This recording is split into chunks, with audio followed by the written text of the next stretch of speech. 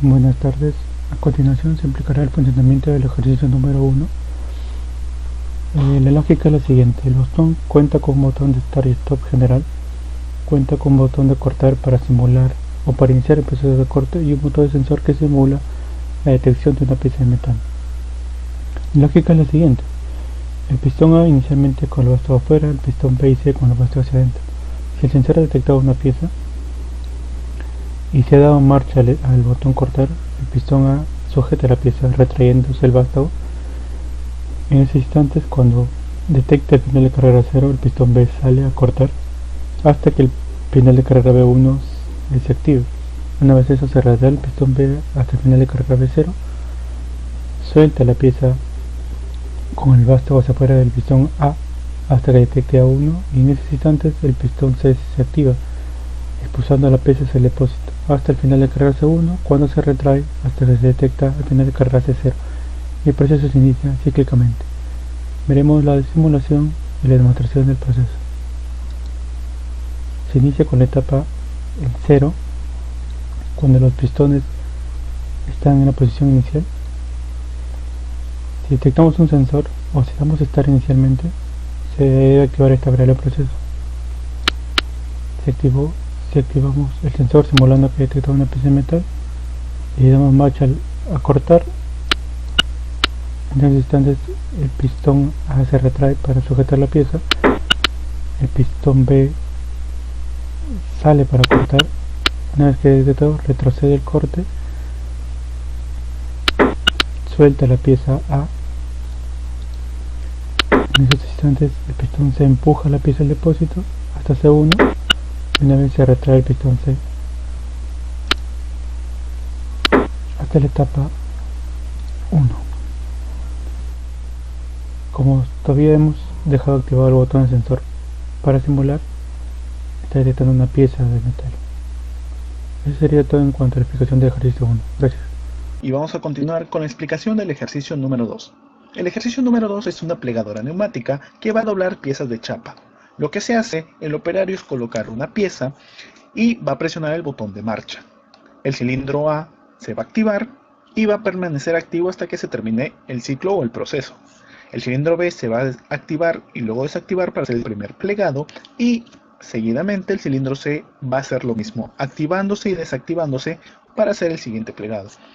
Una vez hecho esto, el cilindro A se va a desactivar para que así el operario ya pueda sacar la pieza de chapa, pueda colocar una nueva y pueda volver a presionar el botón de marcha.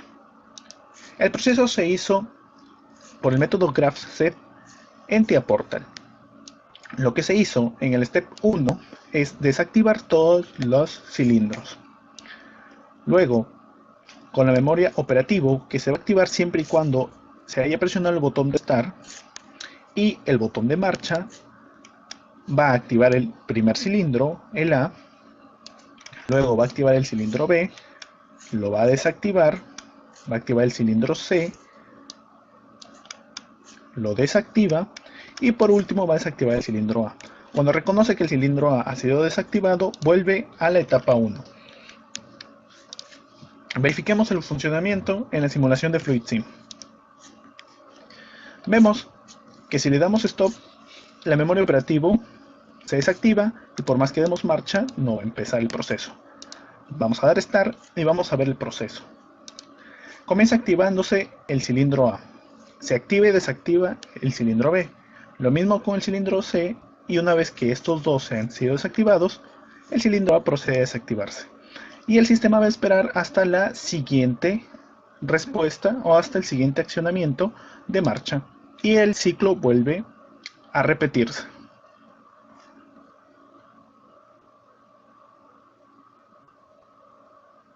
Bueno, ahora continuaremos con la explicación del funcionamiento del ejercicio 3, el cual consiste en la limpieza de piezas de fundición por medio de chorro de arena. Entonces el sistema tiene un botón Start y Stop, así como un sensor el cual detecta la presencia de la pieza de fundición. Y el proceso que sigue es el siguiente. En un estado inicial, los cilindros A y B se encuentran con sus pistones en los finales de carrera 0 y B0, y el cilindro C con su pistón en el final de carrera C1. Entonces, si se presiona el botón Start y el sensor detecta la presencia de la pieza de fundición, pues el cilindro A avanzará su pistón para poder sujetar la pieza hasta que detecte el final de carrera 1. Luego en el cilindro B también avanzará su pistón para poder abrir la válvula para limpiar la primera pata de la pieza. Luego regresará para cerrar la válvula hasta que detecte el final de carrera B1. Luego en el cilindro C regresará para poder limpiar la segunda pata de la pieza hasta que detecte el final de carrera C0. Y en el cilindro B se repetirá el mismo proceso. Se abrirá la válvula y se volverá a cerrar para limpiar la segunda pata.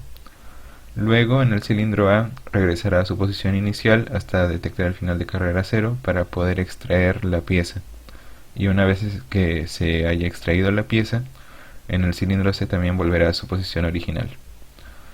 Y bueno, se repetirá el ciclo siempre y cuando se haya colocado una nueva pieza fundida. Bueno, y ahora continuaremos con la simulación. Entonces se encuentra en un inicio en el estado 1. Si se presiona el botón Start, se pondrá en operativo y se colocará una pieza. Luego aquí se desplazará el cilindro A para sujetar la pieza, se abre la válvula, luego se cierra la válvula, luego se mueve el cilindro C a la segunda pata, se abre la válvula nuevamente para hacer la limpieza de la segunda pata, se cierra la válvula y luego el cilindro A vuelve a su estado original para poder extraer la pieza. Y aquí el sistema está esperando que se pueda extraer la pieza y finalmente el cilindro C volverá a su estado original y se repetirá el ciclo siempre y cuando se coloque una nueva pieza fundida. Y bueno, eso sería todo. Saludos, vamos a explicar el funcionamiento del ejercicio 4. En este caso tenemos una máquina de cizallamiento, en la cual contamos con 4 cilindros de doble efecto. Se ingresa material a la máquina y es sujetada con el cilindro A. A continuación, el cilindro B se mueve hacia adelante para proceder a enviar este material a la máquina. A continuación, al llegar al tope de este material, se sujeta el mismo con el cilindro C, para luego proceder a soltar con el cilindro A y regresar a la posición inicial con el cilindro B. Luego se realiza el corte con el cilindro D, el cual apenas termina de cortar, es decir, llega a su posición máxima, regresa, y luego se procede a soltar el material con el cilindro C y se vuelve a ejecutar el procedimiento nuevamente.